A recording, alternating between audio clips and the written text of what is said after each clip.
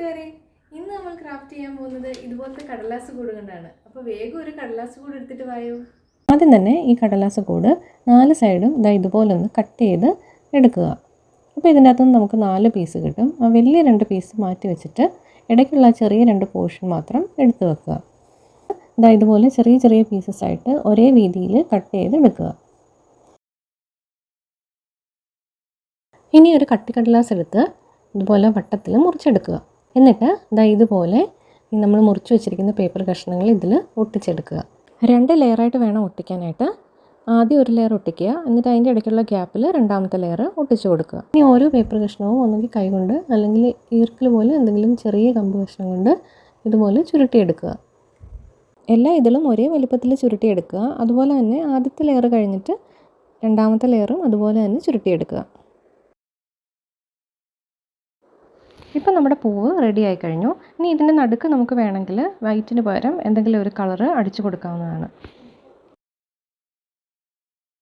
ഇതുപോലത്തെ 3-4 പൂക്കൾ ഉണ്ടാക്കിയെടുക്കാം. ഇനി നമുക്ക് നേരത്തെ മാറ്റി വെച്ച ആ 2 വലിയ പീസ് ഉണ്ടല്ലോ, അതിൽ നിന്ന് ഒരെണ്ണം എടുത്തിട്ട് ഇതുപോലെ പേപ്പർ റോൾസ് ഉണ്ടാക്കിയെടുക്കുക. ഇനി അതിൽ നിന്ന് ഒരു പേപ്പർ എടുത്തിട്ട് ഇതുപോലെ മടക്കിയെടുക്കുക. എന്നിട്ട് ഒരു ഇലയുടെ ഷേപ്പ് വരച്ചു കൊടുക്കുക. ഇനി ഇത് കട്ട് ചെയ്തെടുക്കുമ്പോൾ നമുക്ക് ഇല കിട്ടും.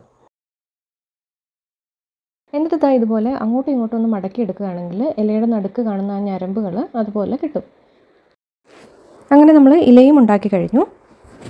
ഇനിയിപ്പോൾ ഇതെല്ലാം കൂടെ ചേർത്ത് നമുക്കൊന്ന് അറേഞ്ച് ചെയ്ത് ഒട്ടിച്ചെടുക്കണം. ആദ്യം ഇതിൻ്റെ തണ്ട് ഒട്ടിച്ചു കൊടുക്കുക. എന്നിട്ട് അതിൻ്റെ മുകളിലായിട്ട് പൂക്കൾ അറേഞ്ച് ചെയ്ത് ഒട്ടിക്കുക. ഇല ഒട്ടിക്കുന്നതിന് മുമ്പ് നമുക്ക് ഇതുപോലെ ഒരു കളർ പേപ്പർ എടുത്തിട്ട് ഇങ്ങനെ ഒരു ഫ്ലവർ വേസ് പോലെ കട്ട് ചെയ്തെടുക്കാം. എന്നിട്ട് ഇത് താഴെ ഒട്ടിച്ചു കൊടുക്കാം. അപ്പം നമുക്ക് ഏകദേശം ഒരു ഐഡിയ കിട്ടും ഇതിൻ്റെ അകത്ത് ഇല എവിടെയൊക്കെ ഒട്ടിച്ചു കൊടുക്കണമെന്ന്. ബാക്കിയുള്ള സ്ഥലത്തൊക്കെ ഇല ഒട്ടിച്ചു കൊടുക്കുക. ഒരില ഇങ്ങനെ മടങ്ങിയിരിക്കുന്ന പോലെ ഒട്ടിച്ചു കൊടുക്കുന്നുണ്ട്.